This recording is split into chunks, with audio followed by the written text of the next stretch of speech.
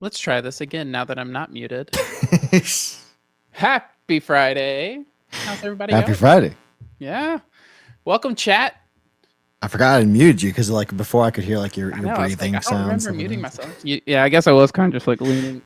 I do that a lot. Like I'll like be on a meeting and have my mic out, and then whenever like the meeting's over, I'll just forget to move my mic away, and like it's just like I guess the ADHD in me where I'm just like I'll just like lean on it and like scratch my face with it, and then I'll be like, "What am I doing? Get this mic It's out not here."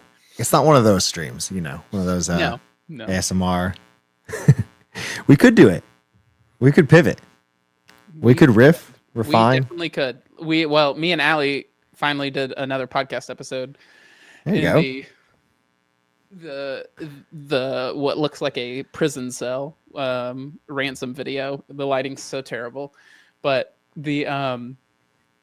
it's like right beside our son's room, and we were so nervous about being too loud that we were like talking really low, and I was like, "This is getting weird, babe. Let's just talk normal, and we'll suffer the consequences, and just see if if it's bad." See, that was me like the first 3 months or so of my YouTube channel. Everyone was always wondering, why are you talking so loud? It sounds like you're whispering. It was because I would only record videos at night, and literally the room next door was actually both rooms adjacent to me were my daughter's room. So No thanks. So, Jason says, y'all really got to put this thing up somewhere so I can listen to it. It is somewhere. It's on the Riff and Refine YouTube channel that we never ever talk about. That we never talk about, and that I never post the actual podcast to.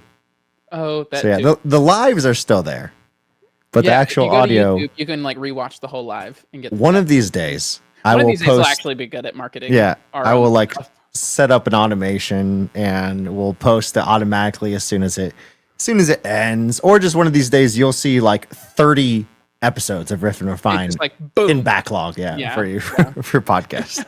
What's happening? Speaking of, did you know that you can schedule? So in the way that podcast feeds work, this is a fun fact for everybody. The way that podcast feeds work, it's like it's kind of like an RSS feed basically. And if, for example, in Transistor, if you set the date to sometime in the past, it will show up in the person's feed at that time. Like it'll say that it was published in the past. And like if they're looking at their like chronological feed, it'll show up at like the bottom of the list instead of like grouping everything together. I should do that. Just publish like the last 3 months, 3 to 4 months of Riff and Refine. All of a sudden you see, hey, I missed 40 episodes or whatever we're at now. I think we're close to like 20. I think now. It might be. Also, Jason's being such a little princess. Jason's just like, fine, I guess I'll go to YouTube and find it. Speaking of everyone in the chat, how's the, for those in the US at least, we still have a lot of folks who are not in the US join us in the chat, but those in the US, how's the week before, craziness setting in? I feel like this is like the week before everything happens, and then you don't get any work done, and then it's like, it's like Christmas, and then it's like New Year's, so like I might as well not work. It's so funny because it's like I get no work done, like work chills out, and as soon as work chills out, it's like fun will comes out. So it's like, do y'all have fun side projects that you're hoping during downtime to get to work on?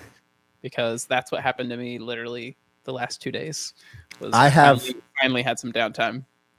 Yeah, what's everyone's goals, or not goals? Even if it's just like relaxing and eating so much food. What's the goals for next week for folks? For me, I guess we're doing this next week kind of first, but like we'll reverse it. Reverse it. This is a reversed Riff and Refine. For me, I like have a lot of fun work projects that I will probably. We're going to my in-laws, so like it'll be fun to like work on those. Yeah. It's like you can only work on like what you can bring with you. Yeah, which is like your laptop or whatever. And so that's all you can do. You can't really do like the keytar with the 3D printing and all that fun stuff. No, I can't. Although I'll save that for later. There's some fun improvements of that. Good. Anyways, Will, how was what have you been up to? And everyone else? How was your this week? What'd you get done? Look at this. Look at this. A product launch. Huh? Get product ready for launch. Okay. Your company, Emmett, seems to have a lot of like y'all. Is that seem to you do, or your like, company? Yeah. With a bunch of products. I'm assuming you're talking about your company because y'all do a bunch there. Yeah. Last week. What happened this last week?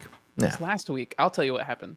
What happened was I did almost as much development the last week that I did the past month. Is what happened. There you go. That's usually how it flows. We had a deadline on like it was supposed to be Thursday, and that was when we were supposed to like have everything done going into Thanksgiving for our like final like our first release publicly of our Snowflake Postgres product. And then they were like, well, technically that won't give us enough time to actually push any changes before the Thanksgiving break. So we're moving it to Wednesday. And so then I was like, well, I've got one less day. And we had just decided to completely change how something in the product worked for like the user experience. So I just like pedal to the metal Monday, Tuesday, stayed up late a couple of nights and had to like get a bunch of stuff done. But I finished it on Wednesday and I had 2 days. Okay. Like I had to fix I had to fix a few bugs from like people testing stuff, but it wasn't like massive features. It was like, oh, hey, like there's a typo here or little things like that where I'd spend a couple hours in the morning busting those out. And then I got to spend a significant chunk about some things that I will be sharing later on. Okay. How about you, Josh? Yeah, this week was almost the same thing. Like I feel like I have these ebbs and flows, not just with work, but like personal life too, where like I have a lot of goals content wise, and I haven't gotten to do as much of them for my personal stuff and even for Laravel as I want, mostly because I've been in fun like development projects, both personally and at work. But here's how I can notice if I'm like in a coding phase is when I spend way more money on AI stuff than I usually do in a given week. So here's like a little backstory. I was a long time $200 a month Claude user, and that's just I was regularly hitting limits on the $20, so I just bumped all the way up to 200. So I was like, okay. But then I canceled that and went down to 20 for that ChatGPT because I was trying out Codex, and then I was like, I'll just try Open Code, and there's Zen. You pay $20 a month, and he just tops it off. And then there was like a two-day stretch where I think I paid like close to like $200 just in retopping credits. And I was like, maybe I'll just switch back to Cursor or Claude Code. That is like fixed and it's okay if I can't have, just give me limits and then cut me off kind of thing. But yeah, it was fun. And like, but now like I feel like I have one more push for development stuff. And then I am like I jumped on a call with my editor for my YouTube channel, AJ. He might be in the chat, maybe not. What are we developing on? But like for my channel, I'm like, okay, we have like so many fun things I want to do, and so probably next week, if not the week after, is when I'm going to be recording so many videos that night to try to get into the weeds of things. The weeds of everything that you've got like super coding mode. Now you've got to like, as somebody who makes content, you now have to stop and step back to actually like create a story around it. Yeah. Like, hey, I haven't been as consistent this year. So maybe like some fun Christmas stuff and then fun stuff to plan for next year. And I do also have to remember not me, but like my family and my wife is going to have a baby in early January. So I got plan on that too. Things on your horizon for sure. Jason, are you like, is this you? And I noticed this taking a trash can, put it in the seat and praying. Are you saying that you're like nauseous, like you've got like the stomach bug and you've got to go pick up Thanksgiving pies? Like they're letting you go pick up the Thanksgiving pies when you have to barf? Yeah, I'm very curious about that. Is this you? Yeah. Also, or is this because you said you have a sick kid, so that might be kid. Maybe that's what it is. No. Okay, I see. Gotcha. Okay, Dan, how's it going? Do you run? Do you know Dan? Yeah, from Jump 24. Okay. So Laravel partner, and Dan is in the UK, I believe. Oh, fun. Well, I hope you enjoyed some happy time evening. Off. Yes. How fun. Like, when you run your own business, that's like part of the reason, like, I feel like I could very easily see myself in the future doing the freelancer path, like a design engineer freelance kind of gig. You know, I've done like freelance in the past, just like taking on a project here or there, but I've never like gone all in on just being fully like run my own freelancing business and have that be my whole income and try to get a bunch of projects, because I just feel like I would always be the personality type to just never take a break. Like, oh, but if I just worked that day, I could make this much money. You know, like I don't think I'd be able to say like, okay, time off directly correlates to loss in money. And that's what I would not be very good at. Also, what up, nerd? Every single time this thing's live, he comments. He just jumps in, comments, and they just leaves. I don't think he actually sticks around. He absolutely doesn't. That is yeah. I know that Carl mentioned the so nice. Display. I want to. Video display. Same thing. I want to, but there's no chance. Maybe on the next week's segment at the end of the show, we'll ask all of you in the chat, like, what is your what's on your bucket list for like Black Friday sales? Because those are coming up. I didn't even think about that. I don't ever look at Black Friday, but now I might. I'm like, I want to look. All right, let me tell you what's on my bucket list. Get an affiliate link, and we can just start spamming, the chat with it. Absolutely. I'll tell you what I want for my Black Friday. I want to look at some like not music production gear per se, but I want like one small keyboard synth type thing. A controller or a synth? Okay, you tell me.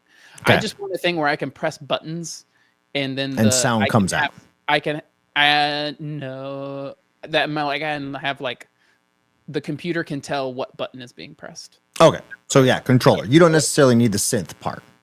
Yeah, exactly. Yep. I just want a controller that is not a like computer keyboard. Yep. Yes. Good thing is those are super cheap. Like you're good. That's what I want. You're good. Like one like this right there. Like you can't see it in the. Oh yeah, the one with like the grid of. Oh wait, no, yes, that exactly that. That is exactly what I want. Yeah, and like this is like on Black Friday, it's probably like I don't know, $70. Boom, sold. That's what I want. I need something like that for sure. And then it's like programmable or whatever. Like you can, when you plug it up to your computer, you can like get like different key presses, etc., etc. Anything that reads MIDI is probably going to be able to play sound with it. Like not even just the keys, but something like that also has pads and little knobs too, which also send MIDI notes. Oh, interesting. Yeah, very cool. I'll have to figure all that stuff out. That sounds super fun. There you go. I'm excited for that arc.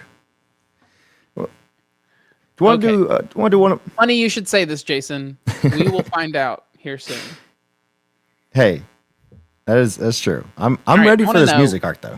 Maybe we'll get there. I want to know why this is stupid.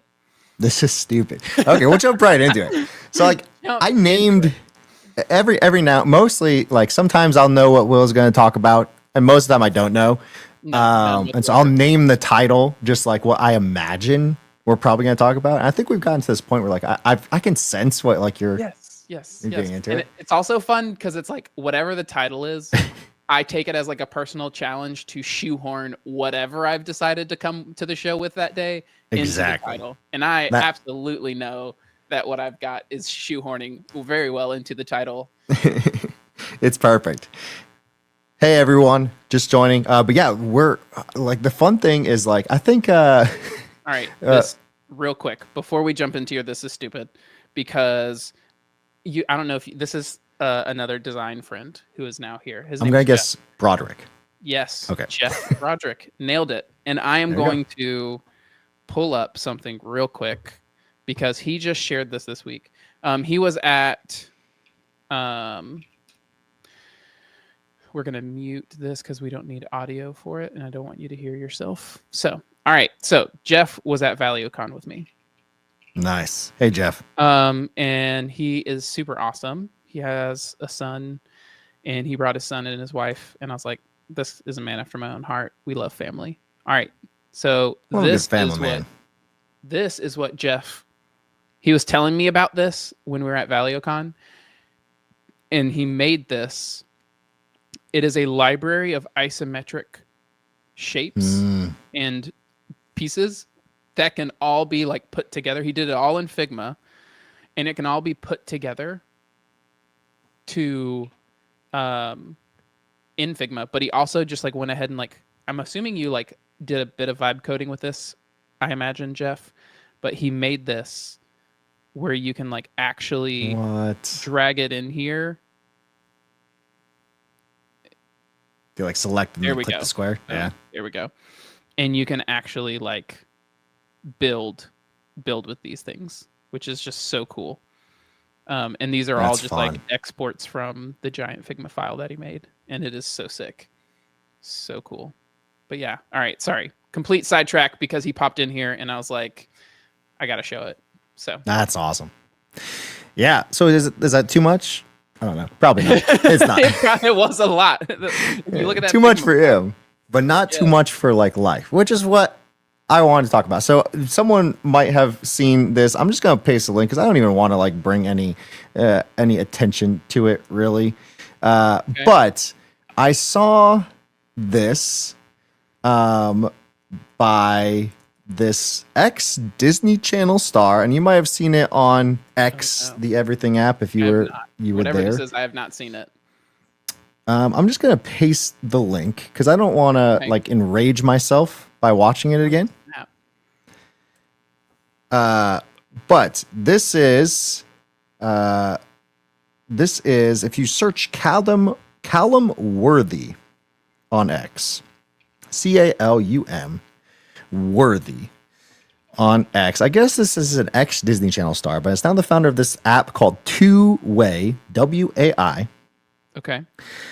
And the whole video is, and the caption is, "What if the loved ones we've lost could be part of our future?" Yeah, I figured you saw this because I was like, you probably have some thoughts on this. Word. And the whole, like, we'll pull up Will right there. But the whole video is like, hey, you record your dying or like on the verge of death grandmother, and then you can talk with this person via AI throughout life. And it goes through like this kid's life, the mom's life, and then like the kid is like about to have another kid too, like at the very end. It's like, oh, I'm actually still talking with my grandmother.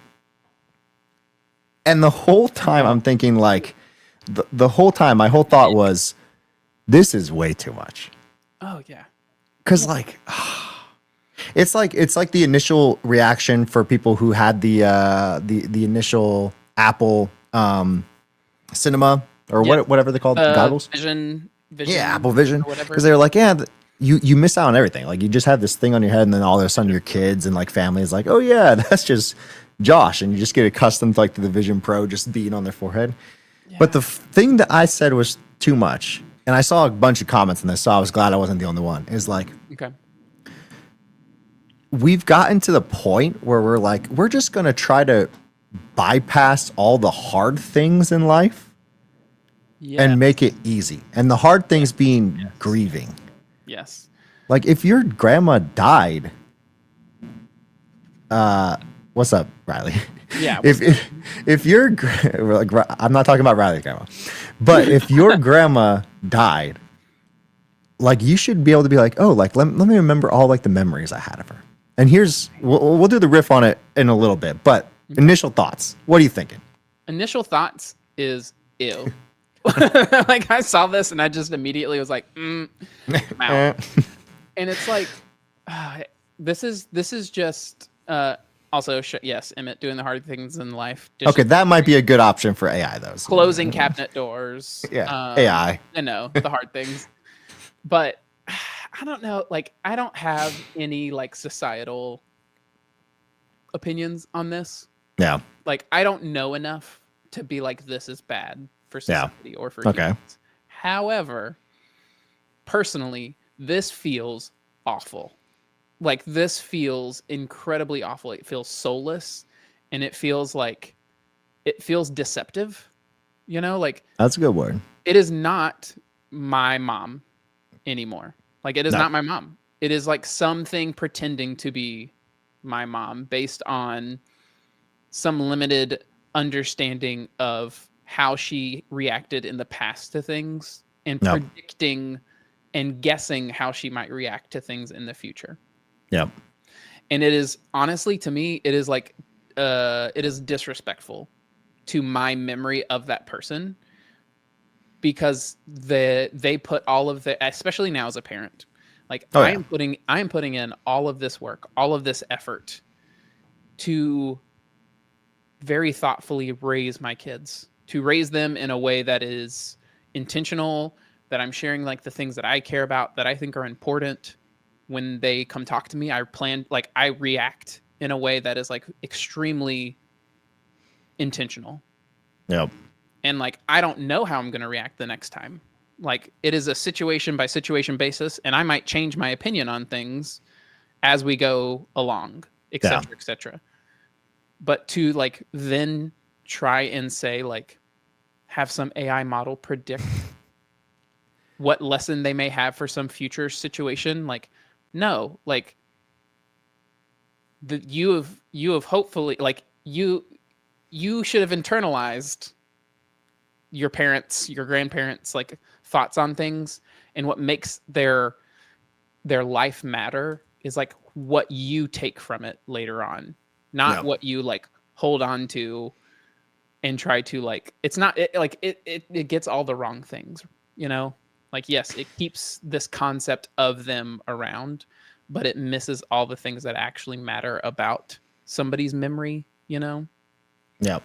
Exactly. Because I just don't like it. I don't like it. It's one of those things where I have like kind of two thoughts. It's like one of those things where everyone says like, oh, like I wish I knew what my grandpa or my dad would say to me for this moment.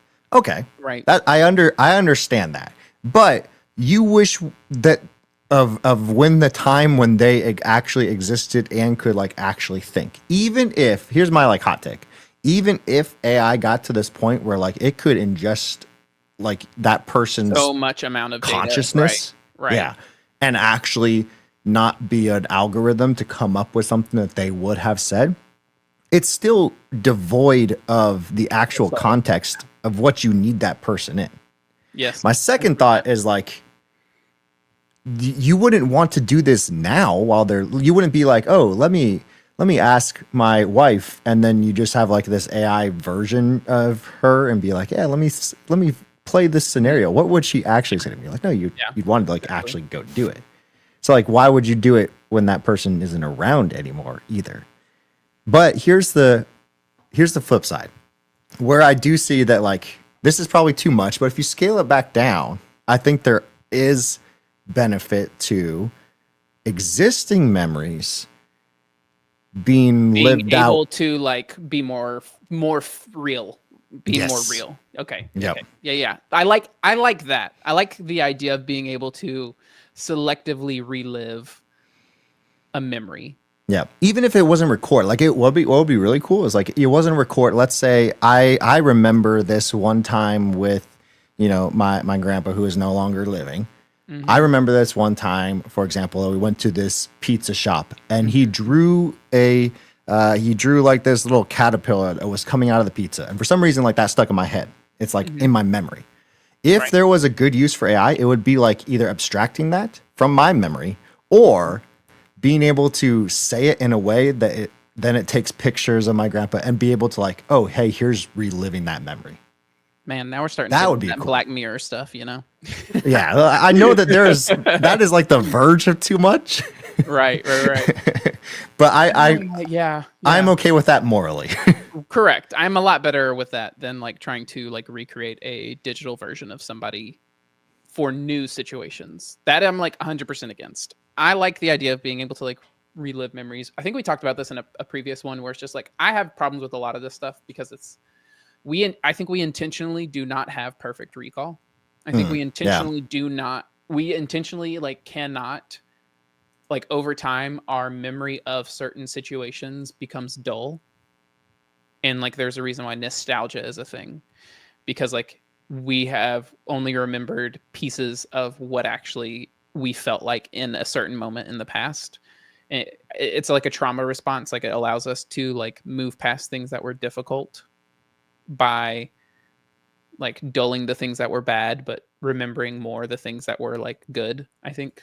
like in our memory. And I like that. I think that's a great piece of memory, a part of the memory where it's like not every, like the memory is not every detail of that memory. The memory is that like fuzzy emotion and the couple of details that you remember about something that happened. I don't know. Yeah, exactly. All this kind of stuff. Long story short, I don't like it. I don't like it at all. Exactly. Not a real person getting weird feedback in the audio. Is it from me? If anyone else is, I believe they were talking about you. Oh, are you getting it as well, Will? Not anymore. Okay. For a little bit at the start, you had like this weird like buzz. Interesting. Okay. Well, if it's still going, sorry. I'll try to figure that out as Will talks.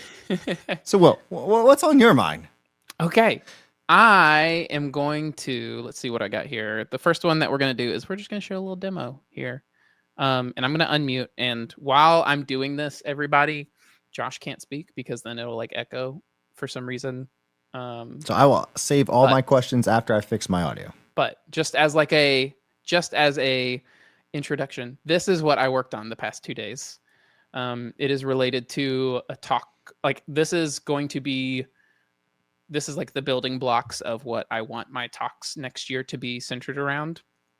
And yes, Jeff, it is demo time. Now don't get your hopes up. It has only been like a day of working on this. So like it is very visually rough. I have not had time to dedicate to actually make it look sick. But I love it. I love it. Here we go. All right, I'm going to unmute. And then this is... Can y'all hear that?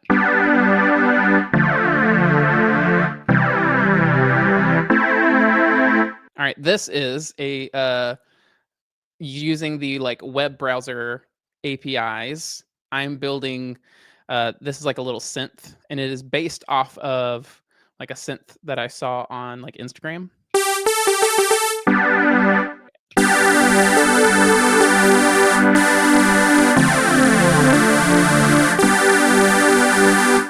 And so this is like what I want.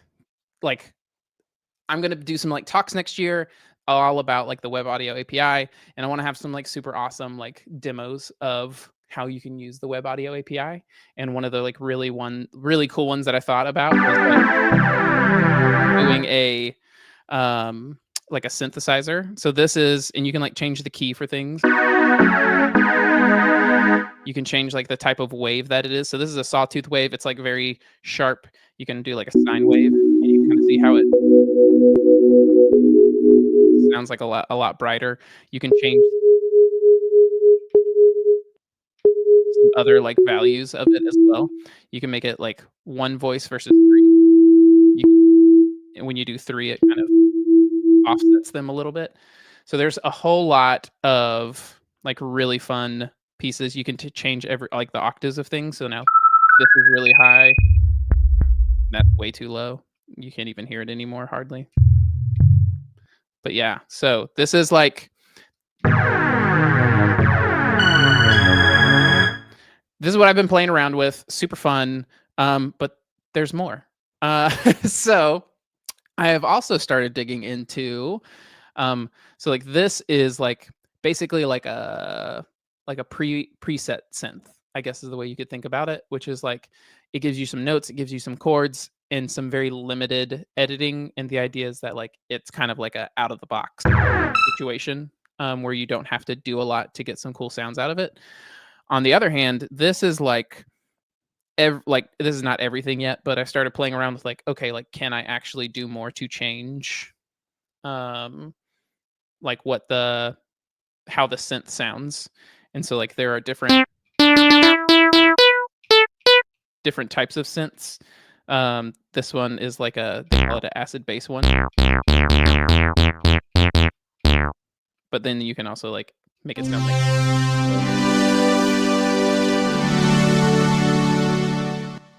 that kind of stuff.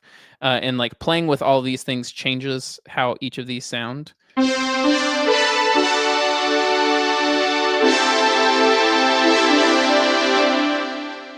So this is what I'm playing with. And then the last thing that I literally just started today is that I'm going to build, and this is super ugly. Don't look at how any of the visuals of this work. This is literally just like, this is like the proof of concept to just see if these things can actually like be built, and then I will make it look super dope is the plan.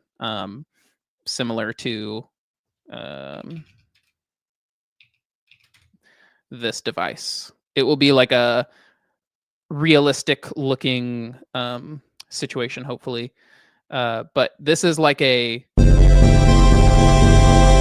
completely terrible sounding, but the idea is that like I'm going to build like a timeline editor, like a full on, I think they're called a DAW editor. I'm gonna now stop sharing and playing music to that way like Josh can participate in the discussion as well, because Josh knows a lot more about all of this than I do. But I think it's called a DAW editor. It's super like I want to be able to like create like different synths, be able to like layer them in a track. And the goal is I'm going to show off a lot of tricks for like the web audio API to do like, hey, here's how you do a synth. Here's how you like record audio. Here's how you can like sample some audio and like edit it to like do stuff with it, etc., etc. Little tiny bits, little demos. And then at the very end is when I will show off like this big editor here, and then like build a song like live on stage is the goal. So yeah, I love how MS says, and I fixed the buzz. It must be so here's the weird thing about audio. Now that we're on the topic of audio. Now that we're on the topic of audio. So I have like this little stand that has my like my audio interface that all my mics go into and everything like that. I moved it about a foot to the right. Mm-hmm. And so it must be some weird grounding issue, maybe with when my power went out, something like that. Mm-hmm. But now it doesn't buzz anymore. Speaking of which, why don't you tell everybody what happened with your power? This is the most ridiculous. Yeah, literally about 15 minutes before we're supposed to go live, I'm in another call for work, a meeting for work. And all of a sudden, I'm like looking right into my camera like I normally do, and it just shuts off. Everything shuts off. And so then I look out, and like the guys were like, "Oh, like we didn't mean to turn it off for everyone." I was like, "Okay, that's good. At least it can be turned back on." Some dudes outside working on the power. Oops, sorry, didn't mean to shut everyone's power off. Yeah, but like Emma said, just build a DAW on the web, a small project. Yeah, small project, not a big deal. Too much? I believe it can. It can do like that's like the goal of what I'm going to try to figure out is like how much can it represent, and I think it is like probably not 100% if I had to make a guess, knowing not enough about synthesizers, but I think you can get pretty dang close. Yeah, I think there's some synths that like, and I am not very well versed in why synths sound synthy. But I know that like all the parameters that Will kind of talked about when it comes like, you know, the specific oscillators and parameters and, you know, that kind of stuff, envelopes and filters. And we're not talking about like sending letters to people. Yeah. Like all of those are the same on every synth. There are some, and most people can't tell the difference. That's why like most people can't tell the difference between like a software synth versus a hardware synth.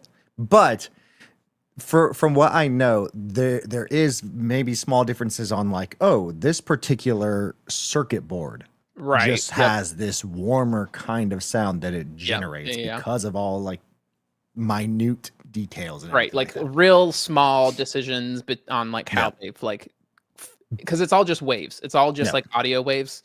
And so different synthesizers have like proprietary chips that they've made and written, and they just sound a little different because like nobody knows exactly how to match their like, and like they don't necessarily want to either, like how you match their audio wave perfectly. And you could probably get close to some of them. Like let's say you use maybe like a emulated piano sound, and then you blend that with the synth, because then you can get like the Rhodes style, like very synthy piano, electric piano kind of sounds. Yes, that is the goal. That is the plan. I want to build such a fun project. I want to build everything, and I want to build like, you know, like percussion stuff. I want to be able to like record me like making some noise into the mic, and then being able to like mess with the settings on it to do stuff with it too. So I love how this show has evolved into like, this is just a music show now. It's a music show. But only if I can build all of it. That's what I was like laughing about when I was doing. it's like I've been so interested in music for the longest time. Like Yeah. man, it would be so cool to like make my own electronic music. And then I just never did because it's like, okay, well, I'd have to buy this, I'd have to learn this software. But then it was like, okay, but what if I just like built it all from scratch? Then it's suddenly a lot more interesting. Like it's a lot more interesting, like understanding like envelopes, filters, and all that kind of stuff when it's like, oh, I've got to implement how to do a filter in the software and not just learning why they like now I want to know why they work because I need to know how to build them. And it's a lot more interesting to me that way.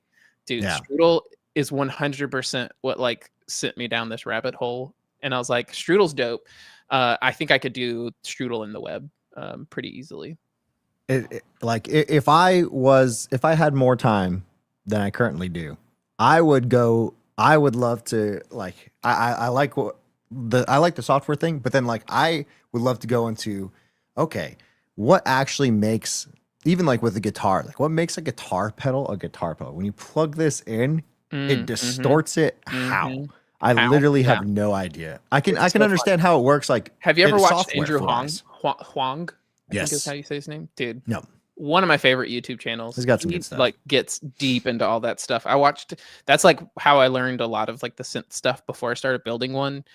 He was talking about like modular synths, where it's literally just attaching like 40 of those like tiny little things on a giant wall and like changing signals for stuff. So cool. Yeah, Carl, based on JHS's YouTube channel. That's a great channel as well. That's a good one too. Seth, no guitar appearance, at least this show. But I'm still hoping by the end of the year, because I do have a update that's like a next week thing. That was fun conversation wise. Based off of this show.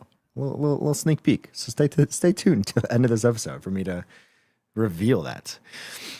But yeah, I think the crazy, because I saw this video like someone plugging a guitar into a potato, and then that changes the sound. What? Like plugging electric guitar into a potato works? Into a potato. And there's like another one with like a watermelon. Like did they plug it into the potato and watermelon, then put another plug that still hooked into the amp? Yep. Okay. So that's like the filter. Gotcha. It's going pedal, like the sound waves are traveling through this, and it is changing the waves. Dude, that's so. And I get it from like a very broad music standpoint. And software, it's just like the same brain. It's like the same parts of your brain.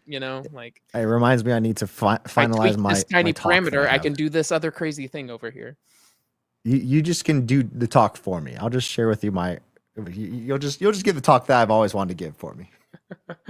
Oh goodness, this can be fun. I'm not gonna dive into a lot of the music theory per se. Yeah, but I want to do like similar to like how I did my talk at ValioCon. I did like this introduction that was just like, here is like the idiot-proof version of how generative design works. So I want to do like, here's the idiot-proof version of how different parts of the web audio API work. I love it. So just question for in the chat then, because this is like trying to solidify my theory. Who in the chat has an interest in making music? Who here has like actually made music? Like you were in a band at some point, or maybe just dabble, or you have gear that you like use to just make it for fun. Yeah. Or just, is there anyone who does not like music? That is what I'm curious, because like developer music standpoint, I think is so, I've never met someone be like, I don't really listen to too much music as a developer. Like I literally have not met a single person. So I'm curious if there's like I want to dive into the psychological aspect of developers' brains versus musicians' brains. Because I do know that is different creative brain than like a designer, for example. Right. What's so funny, because it's almost like, I feel like developers are more on the producing side of things. Like they are more likely to get into like electronic music, that kind of stuff. And I feel like designers are more likely to get into like instrumental music. Okay. Okay. Like I could see it being like I want to learn the craft of some instrument.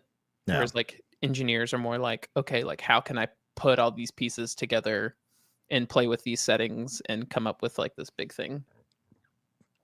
Awesome. Ryan, what kind of music? I'm curious. I'm going to make a guess before he says it. I'm going to guess that he's kind of like an alternative rock. Slightly punk. Yeah. I'm just basing that off of the profile picture, honestly. The profile picture alone, 1,000,000%. And like the name Ryan Hefner, like that's just such sounds like a 2000s emo artist. Emo core, metal core.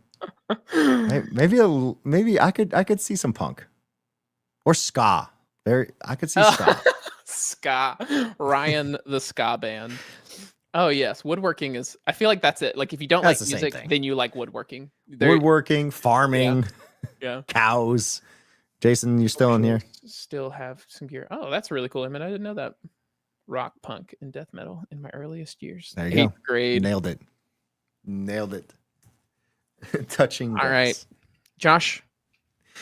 I need to know what's the line. What's the line? Yeah. Before I get into that, there's no like B-roll. We usually do like something like behind the scenes show. But one thing I will say is now that I've heard, Aaron and the Godfather talk about redoing outro so many times, I just want to have outro.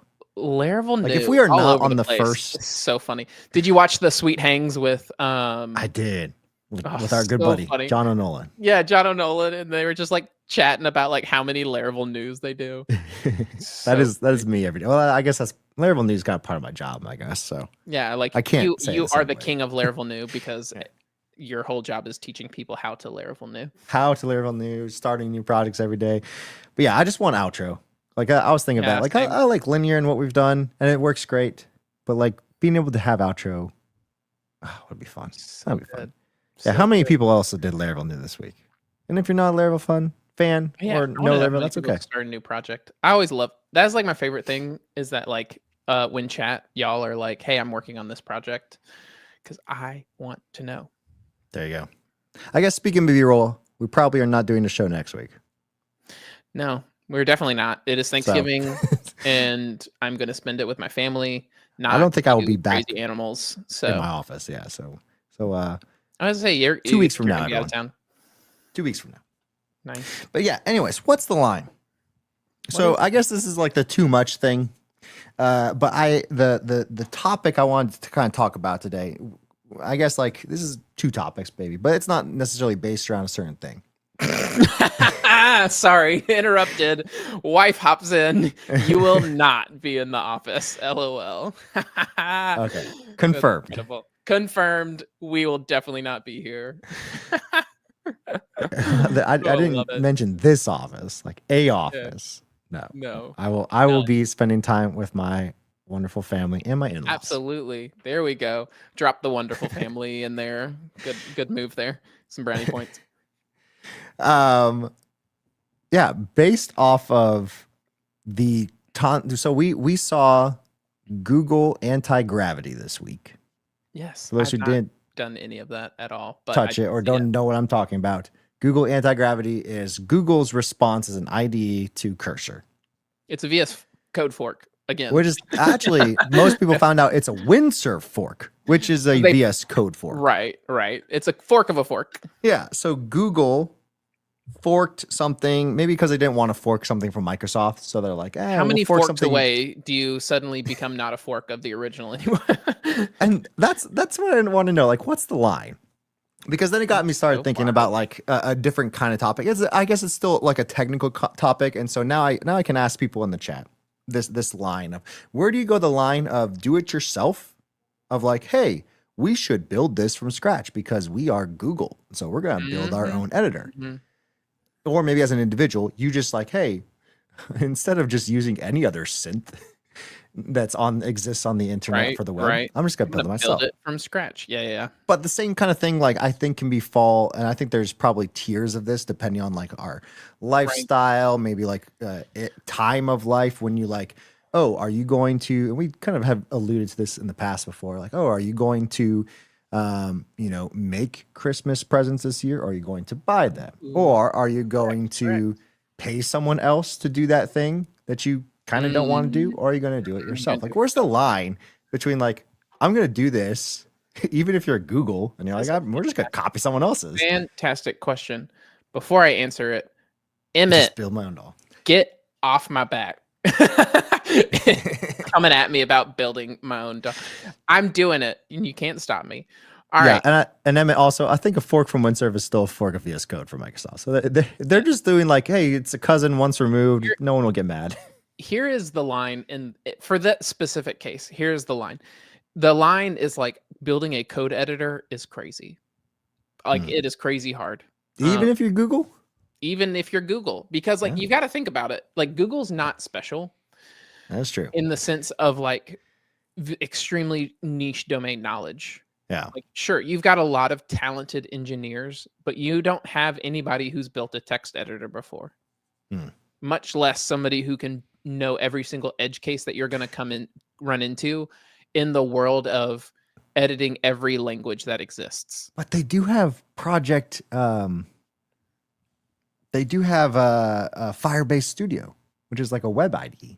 A web IDE? Maybe they do. Maybe they do. But I guess the reason, my assumption is that like in this world of AI, the name of the game is keeping up. And if you take the time to build something from scratch, by the time you actually launch it, it will not matter anymore. Yeah. And so if I was a person who was going to make some guesses on this, is that the company the size of Google is running two things in parallel. They are forking it, and they are throwing their AI over it, and they are getting an idea for whether this is going to like make them money or not. And then on top of that, they are simultaneously probably also building something from scratch in a parallel lane, and they will like slowly move over to that over time if it proves to be worth the investment. Is my guess. But that's just specifically in this instance. Like forking something as complicated as this to validate a market is like a real good business move in my opinion. You know? I can see that. Like shout out to Zed who like created something from scratch, because like, but they are also like literally behind the curve in a lot of ways. A little, yeah, they are. They're a little bit behind. Not only that, but they're also like the people who founded it have done it before.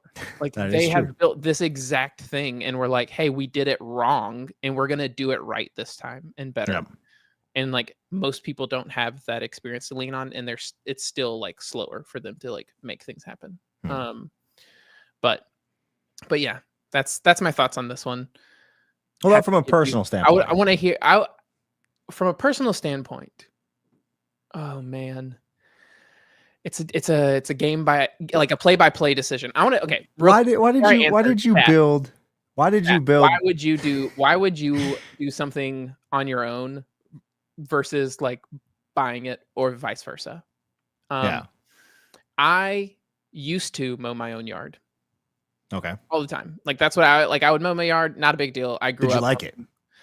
I do enjoy it. I do enjoy mowing the yard. I don't like love it like some guys do. Like some guys like literally treat their yard like another child. You know, like they fertilize it. They like puncture it. If there's like a dead spot, they like dig the dead spot out, fill it with sand, and reseed it, etc., etc. Like they take care of their yard like it's a precious thing.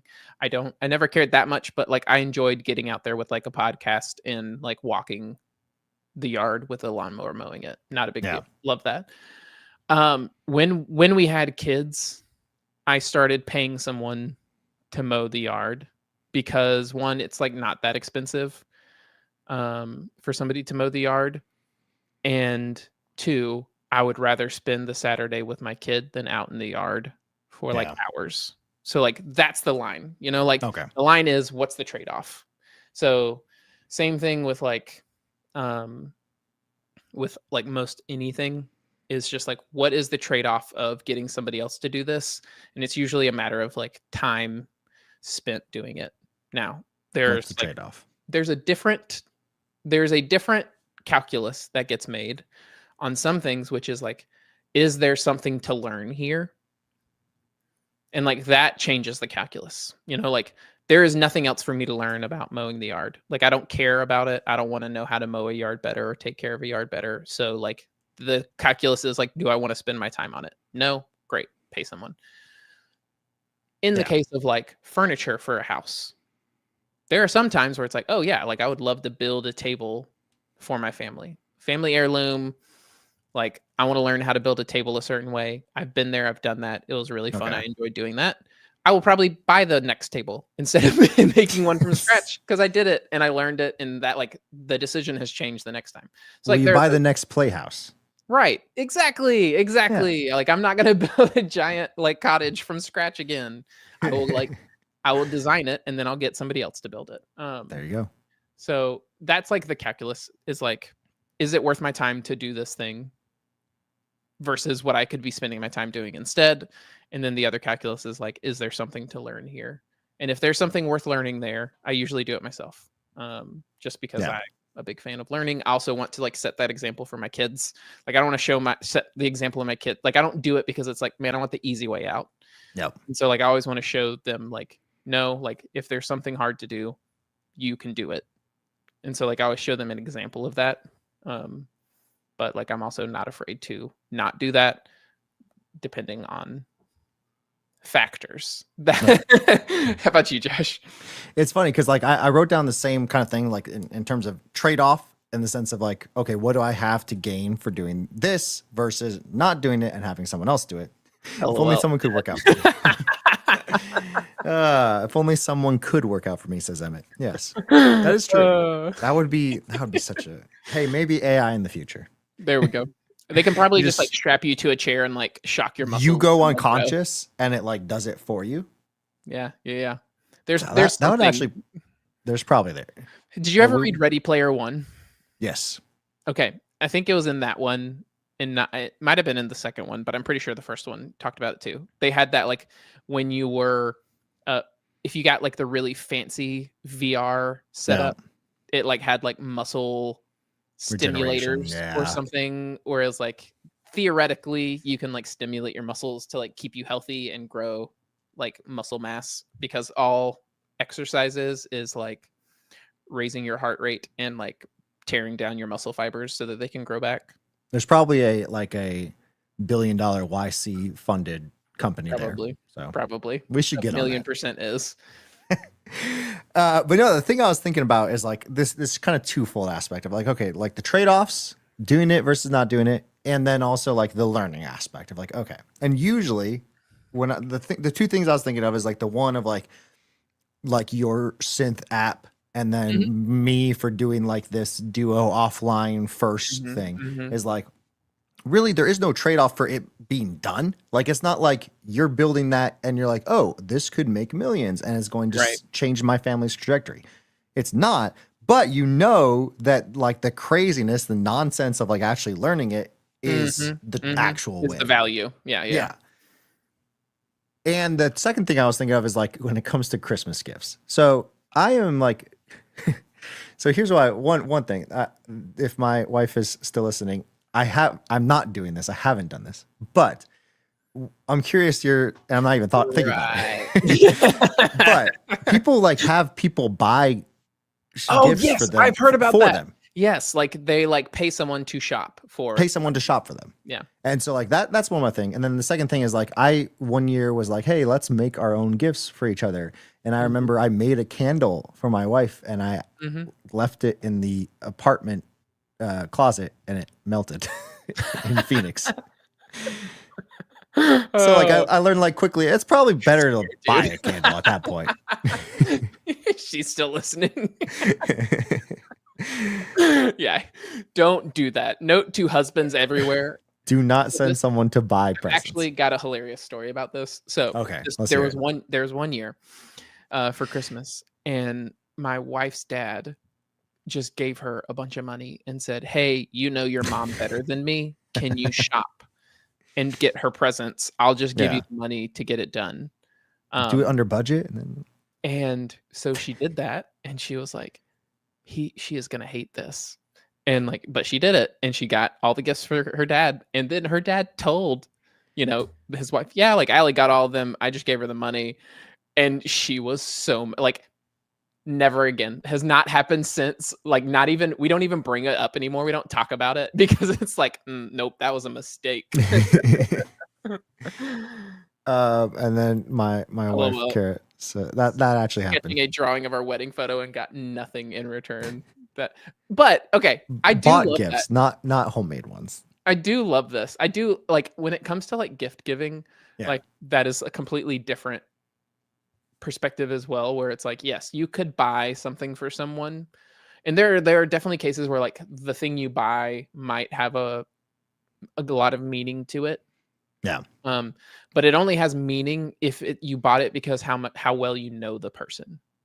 And you got something that you know that they are really, really into. Like, I remember one time, like me and Allie just got married. We were still young. I used to actually play video games. That never happens anymore. And she bought me a Switch for like my birthday. And Allie cannot stand video games. Literally hates them. Like, is like, who plays video games? Nerds do. How did I not know you were a nerd before we got married? Like, always made fun of me for it. And then she bought like the Switch when it came out for me anyway. Yeah. I was just like, okay, this means so much because I know you don't like this and you did it anyway because you care about me. So like that means a lot. So she bought something that still meant a lot because of, reasons. And then there's definitely the other case where it's like, hey, let's not spend money, but like let's make something sentimental for each other, where like that also is like great too. Yeah. And like I think there's like not just individuals, but then also like knowing like the person that you're giving gifts for, or like if we take it back to like the personal aspect of like, cutting grass versus not, it's like, okay, right. Would your kids ever like to do that? Probably not, or it's not going to be. Well, let me tell you, my kids are doing it as soon as they're old enough. My kids are doing it. Yeah, absolutely. And like, I'll start mowing my yard again when my kids don't want anything to do with me on Saturdays. Like I'm only not doing it for now because it's like on Saturdays, if I'm busy, they're so upset. Like they want to spend Saturdays with me doing stuff. Yeah. Yeah. Because then I was thinking of like, okay, there's some things like Carl is in here talking about guitars and your wife buying a guitar. That's great. The brand is the brand capital THE. Probably not. I would say that's the guitar. But like it's one of those things where like, my wife probably knows me, and she would know that unless I specifically told her which one to buy, she'd be like, hey, why don't you just do that? She would find something else that she already knew, like the specific thing, like where that's where it's like, okay, doing it yourself in the sense of I took full ownership of this. Do you know what this is? Like this is like leading me to segue. This is leading me to like, you should talk about things you like more. Okay. Riff on like that. It is so hard to do something for somebody else when you never actually have real conversations with them about things that you like. Like, for example, I didn't know that you were super into comedy or really into music or anything until we started doing this show together, and we talk all the time now. And like the whole point of the show is that like we dig into things that we care about.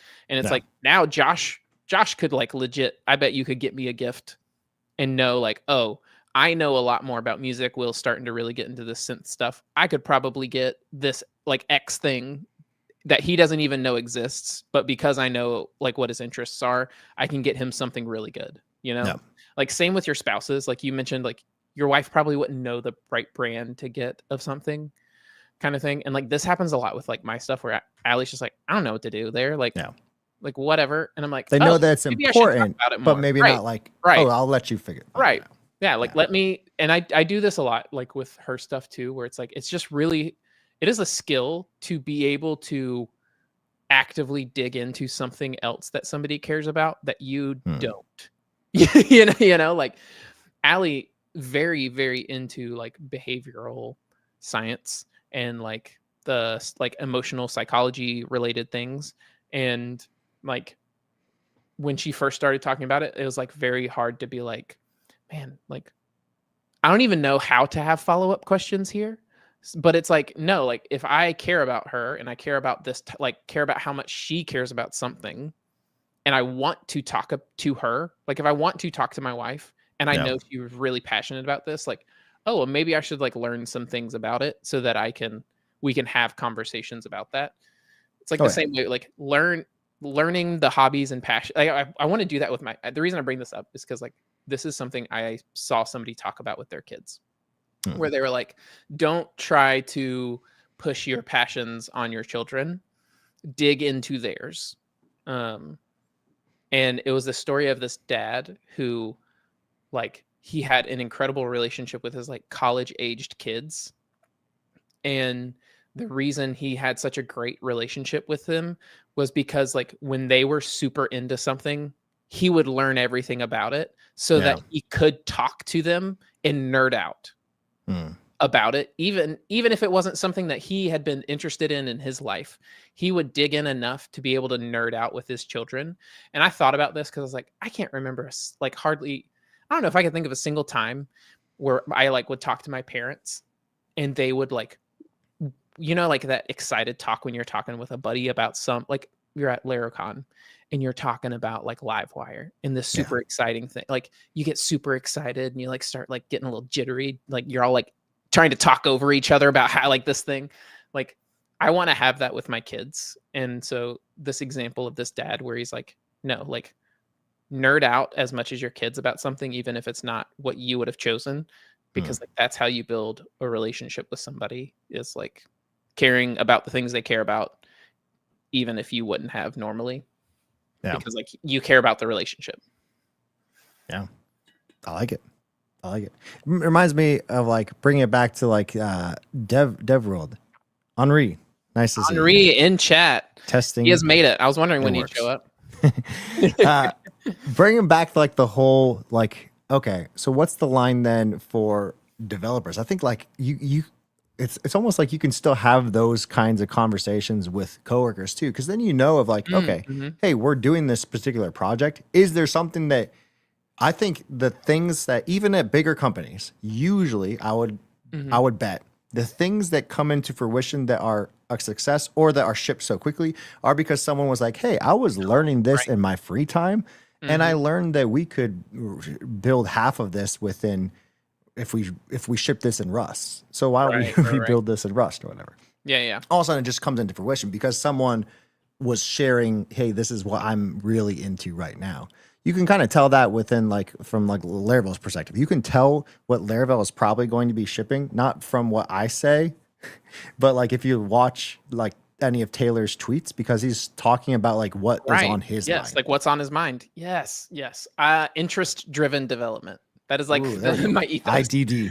And it's also like really true. You're right. It's like, it's so true in companies where like, if you think of all the things that you need to get done, like ask people, like, I think this is like the signs of a good manager is like good managers that I've had have not said, hey, this is how we're doing things. They ask like, hey, like, this is what the outcome needs to be. What are y'all's ideas? And like, you'll usually get a lot more interesting, like engineering solutions if you leave it open to interpretation based on like what you said. Like everybody has different interests, different things that they've studied on their own. And like somebody might be super into functional programming. Somebody might be super into like object-oriented programming or super into like the actor model, like all these different things that like they might just have this unique canvas, faders, right, shaders, exactly. Like they may have this unique background that like helps them web audio have the right combination for this one project. And you would not have known that if you hadn't like left it open to interpretation. 100%. 100%. 100%. Love it. Okay. It's Family Friday, which means we've got to wrap up here soon. So let's wrap it. I've got one last topic. Let's talk it. Okay. So this showed up. All right.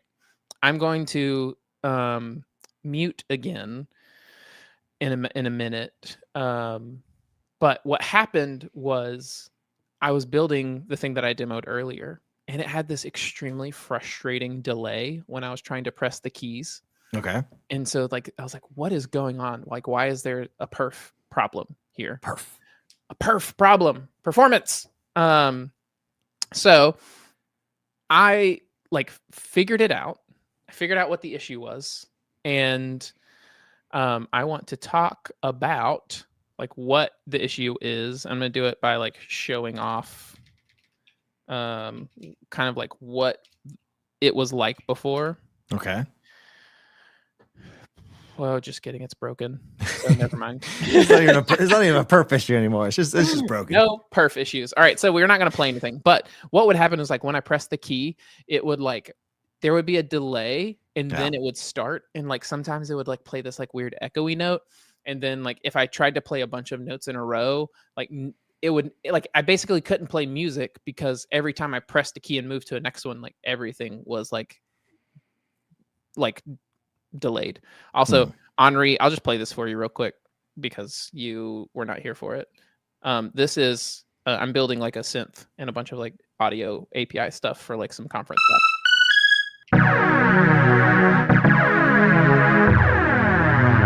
This was not V coded. I'm not sure what V code is. Vibe coded. Oh, yes. It was in fact vibe coded. I was like, what is V coded? Yeah, no, that's the reason it's ugly as sin right now. Is that like I'm just like in MVP mode, like generation and I get something that actually functions. But just to kind of like show what is going on. So that light scale cursor in mode the yeah, dude, I love light mode. All right, anyway, these keys right here, these are like components. Like each of these is a component, and I called it like a key component. And it's like down here, there's a joystick component, and then there's this key component. And I was like, okay, let me in this like loop thing, which you can kind of see up here. I was looping through all of the keys in a chord, and I was rendering the keys on the screen. And then I was also thinking, oh, like it's React. Like I should have everything self-contained within the key component. You know, like I need to set up an event listener, and in the event listener, that's when it will like listen for the specific key on my keyboard that gets pressed, and then will like trigger the synth to go. So like inside of this key component, it had like an event listener specifically tied to that one. And the perf issue that I was running into was that like there were a few different ones, and they were like super interesting. I just want to like run through these so that like y'all can understand this. So one of the issues was that in this key component, because it had an event listener inside each of these, what I ended up having was 12 separate event listeners. And if you know anything about event listeners in React, event listeners have to be set up using useEffect, and useEffect has like a teardown. So let me see if I can find. Yeah, here we go. So this was like what the broken key looked like. Which all these like warnings. Is there like a way in? This will be fun. Is there a way to turn off errors? I think you can. Can you turn off the language server? Ooh, Markdown. Language server. Toggle linting by mark. Yep, here we go. Boom. Got it. All right. So now it's not got all that ugly yellow everywhere. So this is like what it was doing. It had a useEffect, and it would set up the event handler, and then it would tear down the event handler. And what was happening was the one of the dependencies in the useEffect array like was state, and every time the state changed, so like one of them was like key press, and if the key was pressed, blah blah blah, whatever. And so like every time that state changed, like it would tear down the useEffect and like rebuild it back up. And it was like causing the event listeners to get like torn down and rebuilt, and so that was causing a delay. Another interesting one for why it was doing it is this one. Okay, so I was handling like key downs, and I was checking to see if the key was active. That's how, like, another reason I was saying, like, is this pressed? If it is pressed, like, ignore this event, because you didn't want it to keep repeating playing the note. Like, if I'm holding it down, I don't want it to keep trying to like trigger the play the note. And I did not know about this little guy right here. So inside of the event API for the browser, there's this property called .repeat. And if you are needing to do something that causes like holding a key pressed down, if you're holding it down and you keep holding it down, that event's going to keep triggering. And if you check to see if it's a repeat event, you can return early and it won't trigger that way. So like this event.repeat was like super interesting because I didn't even know it existed. And so like the mixture, the final fix was that what I had to do was I had to pull out all of the event listeners from inside of the key to like set up, which is like so funny because it's like depending on like the type of things that you're building, like this is actually not what you want to do. Like you generally want to keep things contained within a component in React. Yeah. But because I'm creating like a something that requires like really fast reaction, instead of creating a bunch of little event listeners, you want to create one single global event listener that then tracks each key. Because now this means like anytime any key is pressed, then like you can have multiple, like the other thing was like it wouldn't easily do multiple notes at the same time. I So like see. basically like what I had to do was I had to stop having like very counterintuitive where it's like, don't put your event listeners scoped to the button that is being pressed. Yeah. Have some global key handler because like you're in a different context now. Like it's not this isolated event. It's a bunch of these events trying to work together. And then like the event.repeat to like avoid running events when you're holding a key down was like something that I'd never known because I've never like in UI software, you're not generally dealing with like, hey, in this like accounting software, if they hold this button down, like that's not usually how most like SaaS delete everything if they hold this button down. Right. Well, yeah, there's actually a really cool delete pattern where it's like, you know how like sometimes you click delete and it has a pop-up modal that's like, are you sure you want to delete this? Yep. I saw one that was like, if you click and hold the button down, it starts showing a timer and a progress bar across the button. Ooh, so if you hold the button for like 5 seconds, then it will delete it. I thought that was really cool. But yeah, so like that's like the cool, like why I love doing stuff like this. That's so different. It's like I never would have learned about some of these things because I'm just doing a completely different type of user interface. So like these different engineering problems like come up. Yeah, because now that's something that you have a new project come up. You're like, oh, I actually know that maybe you're doing now. Now, anytime I'm dealing with like in-depth listeners that need to be held down, like I now know that like the pitfalls to watch out for. Yep. That's awesome. I love it. Super fun. And then like a super fun like React use effect thing to think about. Like in some cases, you definitely want to do this. I'm not using key press. I'm using key down and key up because I need to be able to like trigger the be able to hold the node, the release and everything, and understand the release. Mm-hmm. That makes sense. Well, Family Friday. Next week, what do you got going on? Then I'll say what I got going on. What do you got going on? Other than just being Thanksgiving, what does everyone in the chat also have going on as well? What's next week looking like for you? Browsers Q and W are next to each other and they operate much differently.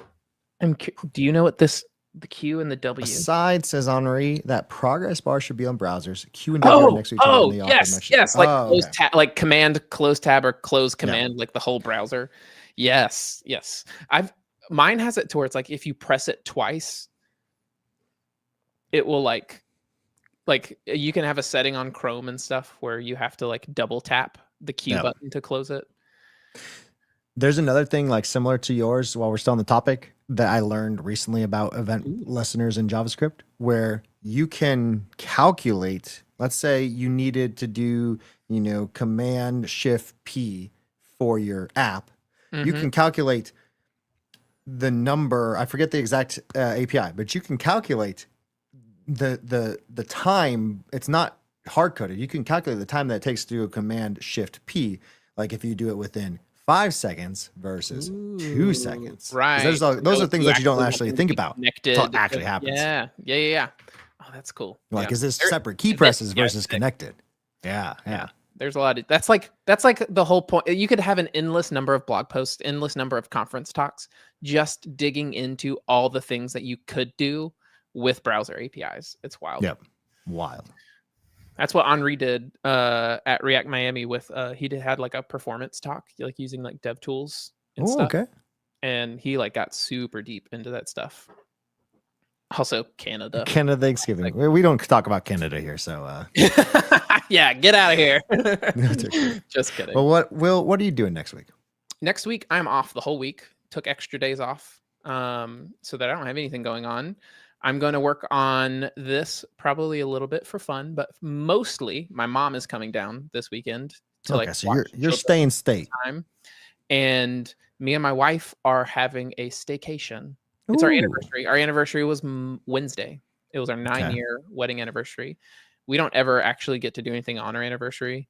I saw the family birthday party thing. I was surprised. I thought you were going to talk about that. I was going to say that. I thought about it, but just too much to do. And then if I talked about it, then Allie would probably be like, "Why did you talk about it on that podcast? Is it because you don't like me and don't want to talk on our podcast about it?" So too much. But yes, no, my mom is coming down and she's gonna watch kids. She's the out of town grandma, so like when she's here, she goes above and beyond on like watching children. So we're doing like a staycation instead of going somewhere else.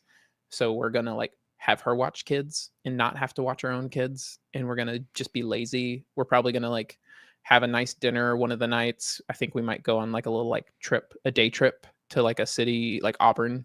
Nice. And like just relax. I got her for her anniversary. I got her a scalp massage at some salon. So yeah, just like chilling, doing a whole lot of nothing, and just relaxing is the plan. How about you? There you go. Yeah, we got well, first off on Sunday, me and my wife are gonna get to go like out. We don't get to do that normally, and like baby's coming soon too, so it's like we'll get to go. We got some friends watching, so that'll be fun.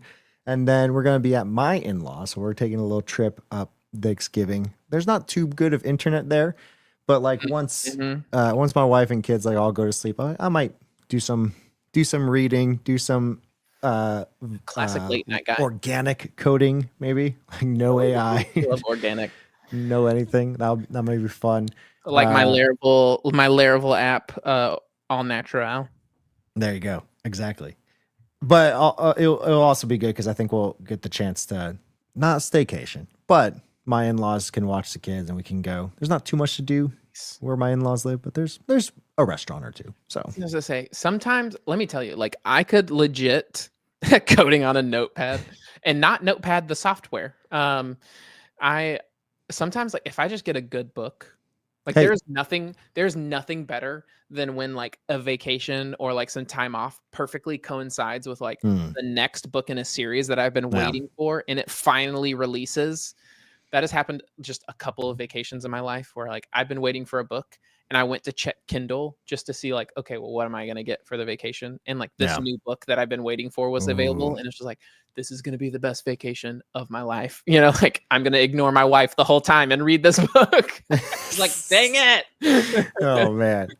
Well, two things. Speaking of coding on Notepad, I saw in Stack Overflow server or something like that, Notepad++ was like third code editor or something like that. Like under VS Code, Cursor, and then it was like Notepad++. Wild. I'll have to find it and send it to Will, and that way we can share it and make sure it wasn't just me making seeing it. Or it was just Stack Overflow being Stack Overflow. Who knows? Yes. But the second thing is, the weird thing is you can just do things as well as riff and refine. So like there was someone who reached out to me and was saying, oh, you were talking about building a keytar. Like I work for this company. If you reached out to so-and-so, they might be able to say like, hey, we'll send you something. So I ended up reaching out to this company called Rolly, who they build, they have like little key controllers that are what's called MPE. Okay. So instead of just pressing down and that's all that you just press down and it kind of turns a note, it is, you can press the pressure that you press is a note. The time to release it is a note. Being able to hold it is a note, and then also wiggling it is vibrato. What? And so that is incredible. I've always wanted to try one, But I didn't know if it would work with my keytar. But now that they're sending me one to try, you got to try it. I can put it into my keytar, and it's the same length as what I need for my. Also, we can finally put something in the sponsors bar at the bottom. They sent you gear. That counts. That counts. Sponsored by Rolly. ROLI. That's awesome. I was legit looking at that today. This is the last thing I'm saying. Then we gotta go. We gotta go. I was looking at 3D printing a piano because I was like, man, I need like a thing to control the synth that I'm making. That's not like my keyboard, because like it just doesn't feel natural at all. I was like, I need like some piano key, like exactly what you showed me. But I was just like, I don't know, like I got a 3D printer now. Can I 3D print something? And I like started looking into it, and then I remembered like, oh yeah, pianos have that whole thing where like it can tell if you did like a hard press or a soft press, and like how fast you press the key. And I was like, I ain't got time to be getting into all that. Sometimes not all controllers are like that though. Like velocity pressure is not a thing for all controllers, but for most of them. Yeah. I was like, I'm not getting super deep into that at the moment. I've still got to build literally an entire DAW. So I'll just buy one off the shelf. Yeah. That is one that you don't build versus buy kind of thing. Hey, Joshua, glad to have you here. At the very end. Right at the very end. It's Family Friday. We're calling it quits. Closing time. Absolutely. It's always good to see right in the final seconds. It's Family Friday. I've got to go pick up the King crew. Good to have y'all. Y'all have a fantastic. We'll not see you next week, so y'all have a fantastic week, and we will see you in 2 weeks. And hopefully, we will have a guest or two coming up. I love it. Fun. So it's been a blast hanging out with you all. If you're not subscribed to the Riff and Refine YouTube, do that, because that's the only place currently but it exists that you can watch everything else. But who knows? Maybe one day you'll open up your podcast player and there'll be 20 more episodes. Awesome. All right. See ya, Jeff. I love you too, man. See you, everyone. Have a great week.